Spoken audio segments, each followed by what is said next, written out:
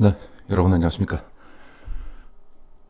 아유, 노고라뇨. 저는 좋아서 하는 겁니다. 난 취미가 기업 분석하는 게 제 취미입니다. 그리고 제가 분석했던 종목을 다른 분들과 공유하는 것이 저한테는 사실 좀 기쁨이에요. 원래 그런 거 있지 않습니까?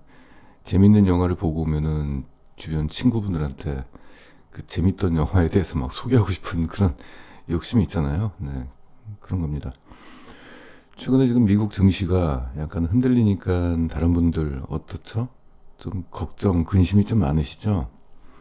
제가 이 얘기를 하나 딱 한 가지만 얘기하겠습니다. 개인 투자자들이 주식 투자로 가장 실패하는 근본적인 원인을 말씀드릴게요.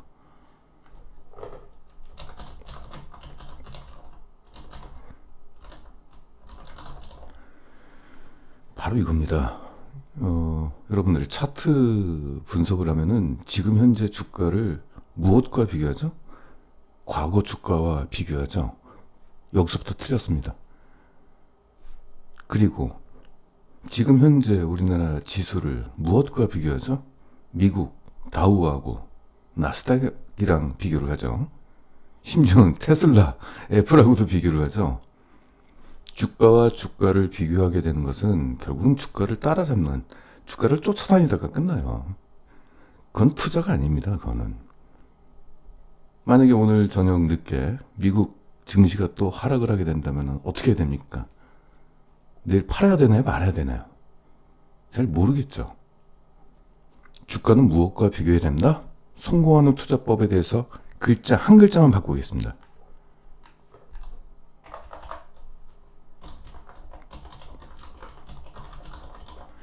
성공 투자는 주가는 실적과 비교를 해야 되는 겁니다.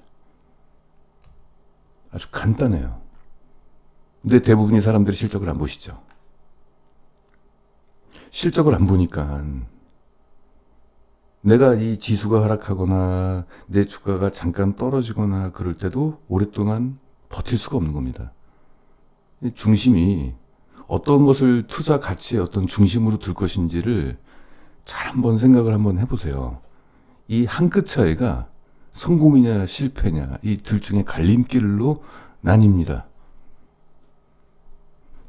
국내 모든 기관 투자자, 애널리스트, 해외 투자자, 해외 기관 투자자죠.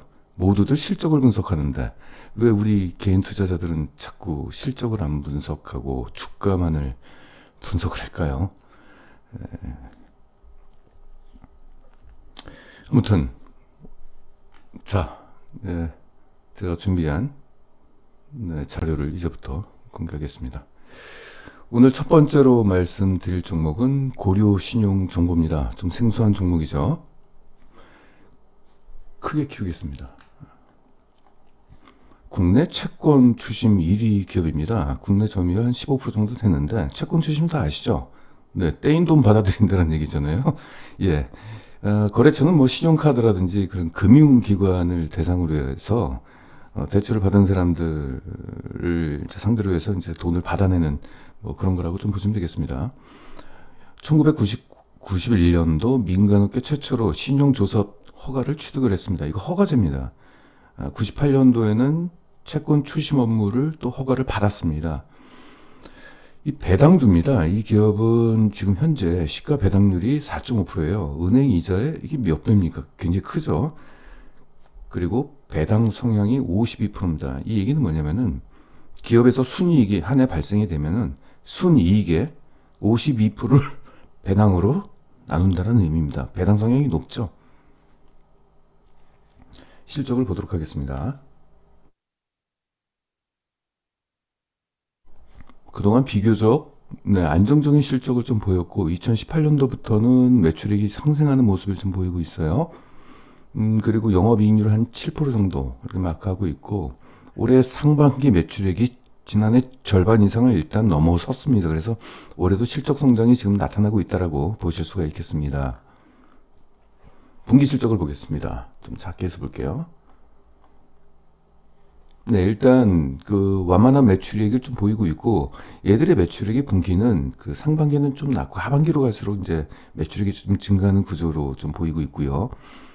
그래서 따라서 올해 1, 2분기 실적이 한 요 정도 되는데 보면은 1분기 매출액이 지난해 1분기 대비 23%가 증가했고 영업이익은 6% 상승했습니다. 2분기 때가 좋았네요. 매출액이 14% 증가, 영업이익은 25%가 증가를 했습니다. 분별로 매출액을 좀 보겠습니다. 일단 채권 출시법이 주력이에요. 전체 매출액 89%인데 이게 대부분 이제 용역 매출이죠. 이게 18%가 증가를 했고 신용조사업이라는 것은 그 상대의 거래 능력, 이 판단 자료를 제공하는 그런 업무라고 보시면 되겠고요. 민원 대행업은 채권 출심을 위한 제반 서류를 발급하는 업무라고 보시면 되는데 다 채권 출심업과 관련된 업무라고 보시면 되겠습니다. 근데 매출 비중이 크진 않죠. 8%하고 3% 정도 수준이라고 보시면 되겠습니다. 일단 채권 출심업은 이 선순환 구도를 좀 가지고 있어요. 그래가지고 이 기업의 시장 지위, 1등의 시장 지위를 계속적으로 이제 유지할 걸로 보이고 있습니다. 이 선순환 구도가 뭐냐면은 일단 이 사업의 핵심은 우수한 용역 인력입니다. 그런데 보통 이제 고객사, 이제 거래처, 이제 신용카드사라든지 금융기관들 쪽에서는 회수 서비스가 뛰어난 1위 업체한테 일단 이 일감을 많이 몰아주게 되겠죠, 아무래도. 그래서 1위 업체를 좀 선호를 하는데 또 추심 인력들은 일감이 많이 몰리는 또 1등 업체를 또 선호합니다. 그러니까 잘하는 1등 기업들이 계속적으로 잘 되는 그런 구조라고 보시면 되겠습니다. 이게 바로 선순환 구조라는 얘기고요. 사업 환경이 좀 더 좋아지고 있어요. 일단 최근에는 이제 인터넷 은행이 출범을 했죠. 카카오뱅크하고 이제 K뱅크가 출범을 했고 이들의 그 주된 수익 사업은 이제 대출 사업입니다. 사실 금융이라는 게 타인 자본 가지고 사업을 하는 거잖아요.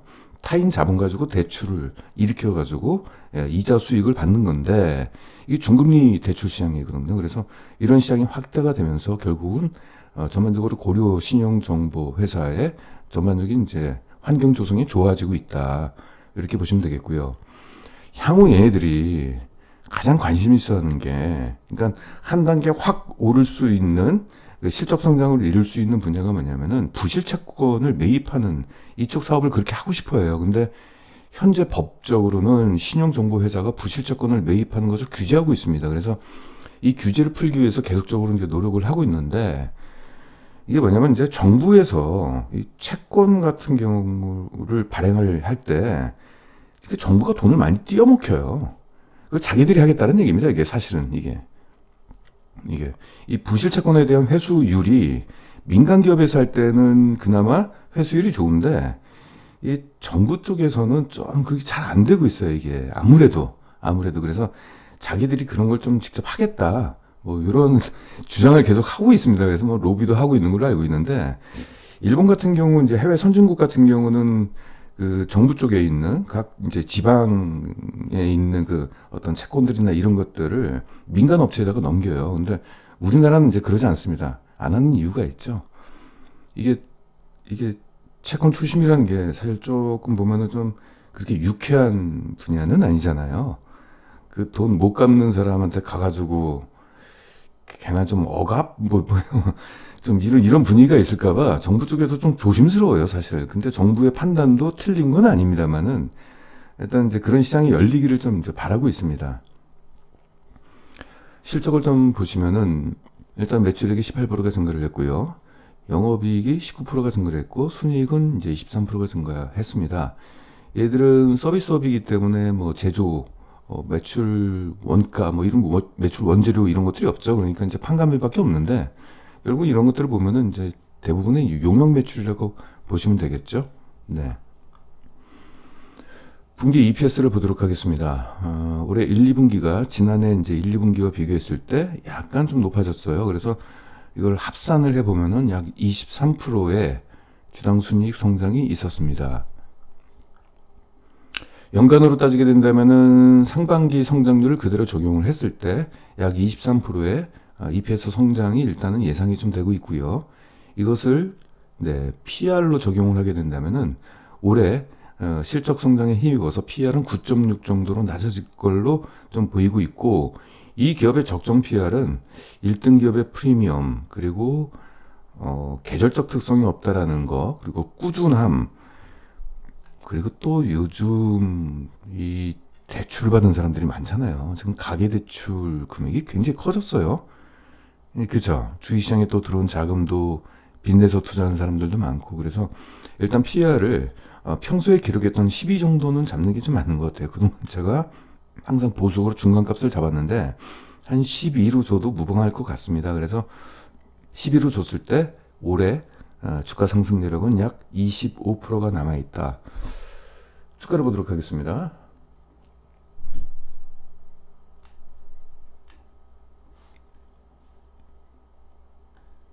이건 다른 거고요.